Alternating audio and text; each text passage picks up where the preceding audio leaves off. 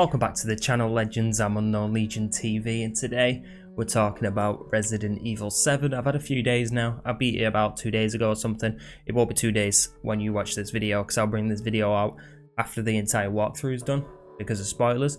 But in my time, I beat it about 2 days ago, so I've had a little bit of time to kind of, for one, replay the game, and two, kind of go in and look.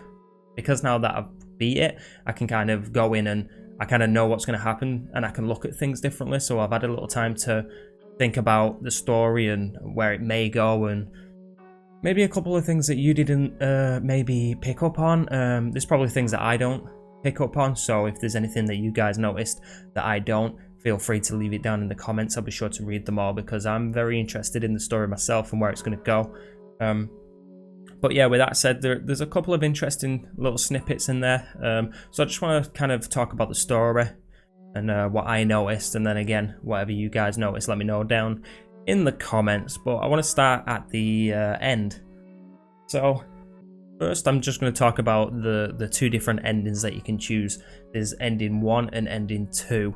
I guess it's like a good ending and a bad ending, although ending 1 is I would say is the canon ending, considering it's by Capcom considered ending 1. So that's probably the one that's going to move on forward into RE8. But yeah, ending 1, we choose Mia.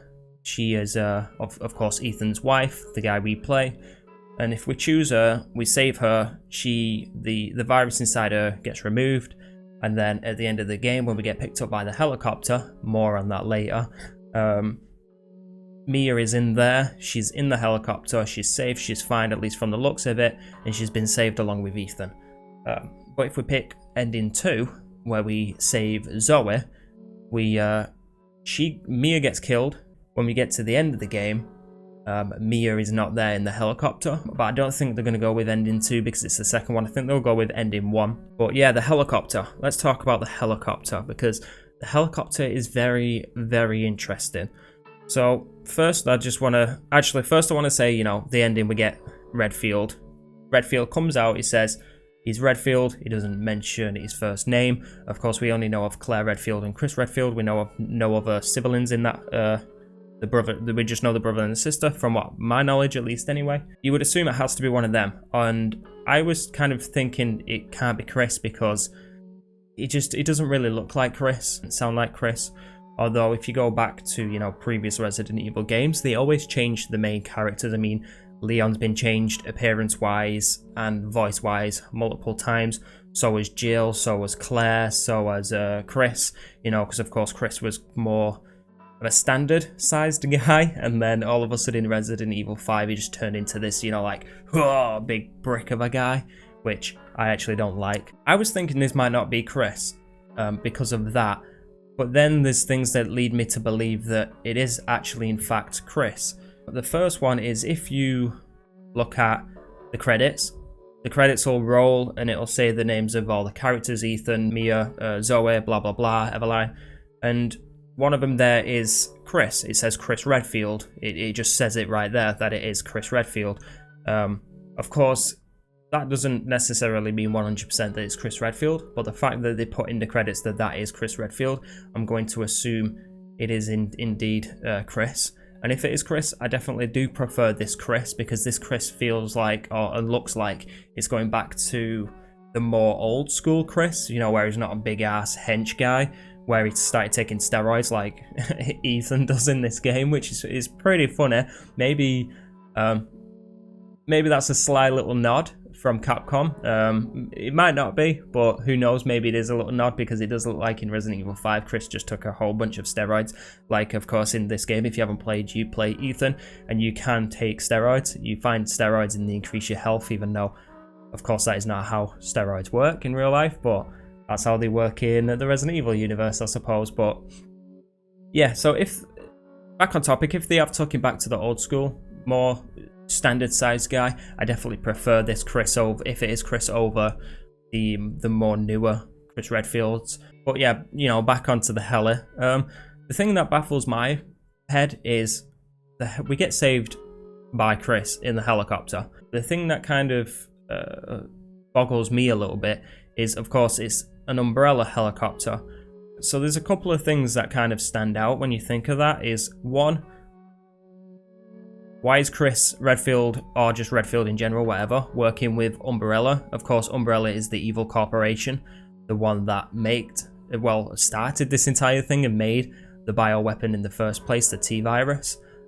So why is Chris working with them? Chris has always been against them. He was obviously a member of the BSAA, and he was against Umbrella. So it seems crazy that Chris would team up with his enemy. But then the other thing is, I don't know if you guys noticed, I definitely did not notice the very first time I played. I noticed it the second time I was playing through, and I was editing the video and that I made for the walkthrough, and I was editing, and obviously I could pay more attention and I can stop it. And I realized that the Umbrella logo is actually different. I don't know if you guys noticed, but it's definitely different. If you look at the logo, it's had a couple of aesthetic changes, but the main thing that stands out about the logo is the fact that, of course, the Umbrella logo was always red, kind of suggesting, red, evil, bad, anger, whatever. But now it's a blue logo, which tells me that they went from the red logo being the bad guys to the blue logo and now the good guys. But another thing that doesn't make sense is, of course, Umbrella kind of went bankrupt and fell under. I think after Resident Evil 3 or 4, around there, Umbrella went bankrupt, so it seems a bit weird that they're now back. Of course, you do see a little sign of it in Resident Evil 5 when Chris uncovers it. But yeah, it seems like this is a different Umbrella. It seems like Umbrella has been brought back from the dead, no pun intended, and now it's a blue logo, so it's probably now good, and instead of making bioweapons and viruses, it's probably trying to combat them. So who knows, maybe Chris is now the leader of Umbrella. Now that is interesting, this newly found Umbrella. So, who knows though, maybe they just found this helicopter, but the fact that the logo is different does say to me that now someone else is running Umbrella, and this is a different Umbrella. But of course, Chris does actually save Ethan anyway. He throws down the weapon that allows you to kill Eveline. But the thing is with the weapon that he drops down, it's called the Albert. I think it was the Albert 01R or 01R, something like that. The point is, it's called the Albert. So that could just be a nod from Capcom, like Albert Wesker, blah blah blah. Of course, Albert Wesker was finally killed by Chris with the help of Sheva in Resident Evil 5. But something tells me there's more to it than that. I don't think they would just call it Albert for the sake of calling it Albert. Maybe the serum that's inside this Albert gun is actually maybe the serum of the actual Albert Wesker. Of course, he was, I think, one of the first successful ones that could still control himself and have these amazing powers. Of course, Eveline now is in that position. And Eveline, plot twist, Eveline is actually not even real. She's just completely fake. Well, I guess she's real, but she's not a little girl. The little girl is just kind of the hallucinations. She's actually an old lady. She's actually the old lady. The old lady in the wheelchair that just seems to follow you around everywhere, which is really funny because as I was playing when I was doing my walkthrough, I was just like, I really don't like this old lady. She creeps me out and something's just not right about her. And I'm like, she's probably going to be the end boss. I didn't actually expect her to be Eveline though. But yeah, that was a really cool twist at the end. I thought it was really cool. Of course, Eveline is the bioweapon. She is the new one, the one that, another plot twist, Mia is escorting on the ship, on the yacht thing, with one of the characters, I think it was called Alan. Well, yeah, these two, Mia and Alan, are a kind of escorting Eveline on the ship, of course, because she is the bioweapon. But yeah, so it turns out, you don't have a daughter. Mia's not the mum, Ethan's not the father, and she's just playing that role to get her to the destination. Of course, shit goes south, doesn't go right, shit hits the fan, and Eveline starts vomiting this goop, which turns out to be the mold, where the mold has come from. That's Eveline throwing up. So she's been basically all around the house and everything, throwing up everywhere to make these molders come out. Another cool thing is Lucas actually isn't even fully infected like the rest of the Baker family, which you play through the game the second time and you kind of feel bad for the Baker family because, you know, they just got infected. You have a little flash of you're talking to Jack and Zoe, and Jack basically is just saying, you know, we ain't bad.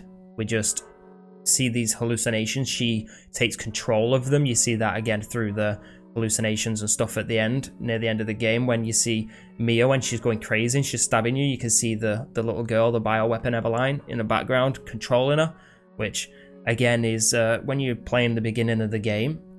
You can see Mia every few seconds kind of like getting an headache or something, or and then when she says something right near the beginning, she says, now you're here or something, we can be a family.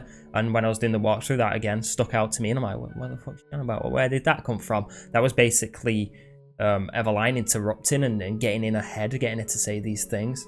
But yeah, I don't even know if I said, but Mia, of course, she's a special agent, which I definitely did not expect. I mean, it makes sense when you watch the beginning again, and she's like, oh, this horrible babysitting job. Yeah, babysitting job. Okay, Mia, we know what you're up to. But this is where it gets, again, a little bit interesting, because, of course, if Umbrella is now good and blah, blah, blah, Mia is on the helicopter, the Umbrella helicopter with Chris and Ethan. But, of course, she seems to be working for the other organization, the one that's actually bad, not Umbrella, even though Umbrella was bad. She seems to be working for the other one, so she's kind of getting rescued by Umbrella, who might actually end up being her corporation's like enemy, which is kind of interesting. But yeah, back to what I was saying. Like I said, it's kind of, you kind of feel bad when you play through the second time, knowing you killed Margaret and stuff like that, and they was actually, you know, not really bad people. They just kind of found Eveline as a kid, felt bad for her, brought her in the house, and she took over the mines and stuff and fucked them up. So you kind of feel bad for the Baker family. Something again which is pretty interesting is the DLC that comes out. It probably is already out by now. You actually see there's a DLC that's the Baker family before they was infected, so I'm definitely interested to see how that happens, because I guess it's going to show you picking up the Baker family finding Eveline and how the whole thing came to be, how she manipulated them and got them the way they are in the game. So yeah, I think that's about most of the information that I know of, at least right now. This is only a couple of days after the game, so maybe more people are theorizing and think about, you know, what, like, other things. This video is going to come out way later, like I said, because I need to finish the walkthrough before I bring this out. So this is probably going to come out way after the game, but I actually do this, I'm doing this 2 days after the game. But yeah, very, very interesting to where I think the game's going to go. As I mentioned earlier, I definitely feel like, you know, that is Chris, and this is going to be a new Umbrella. This is going to be a good Umbrella, and it's going to be like Umbrella versus Mia's corporation. I think Mia's probably... Ethan's going to have to make a decision, I feel, like, in the next game. He's going to have to make a decision. Is he going to join Umbrella and Chris, and maybe Claire and Leon, and then we get... Imagine, you know, like... in the next game, Leon and everything are all in this new Umbrella, and I feel like Ethan's gonna have to join them, or he's gonna have to go against Umbrella and go to the bad side with Mia. It's definitely going to be interesting to see how it plays out, because of course if Ethan joins Mia's side, that means we could be facing Ethan, you know, in the next game, which is crazy to think, because I don't think I can ever recall playing as a main character and then that main character turning out to be the bad guy we might potentially have to face in the next game. But yeah, if Ethan joins Mia, then that could definitely be interesting, because we're going to now face Ethan instead of being with him. But if he joins Umbrella, is of course going to be against Mia, unless Mia, you know, doesn't go back to the corporation she was working for.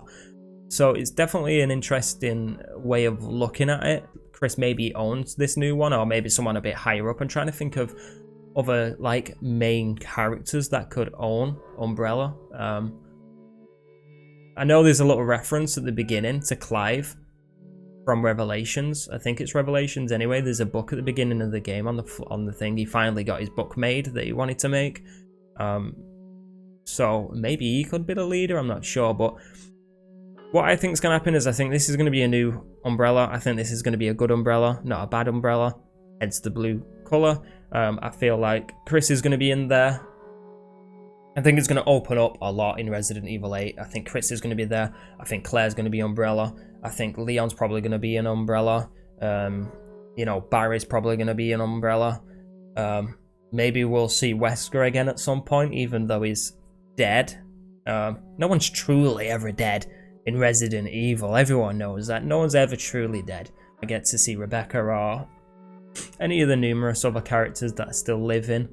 And yeah, that's where I can see it going. That's where I feel like it's going to go. But I'm going to bring this one to an end because now I'm just rambling on for ages and everyone's probably already clicked off the video. I'm terrible when it comes to this thing. I don't structure it. I just kind of say shit and hope it makes sense. But yeah, hopefully you enjoyed it. If you did, remember to hit that like button, that thumbs up button. If you're new, consider hitting that subscribe button.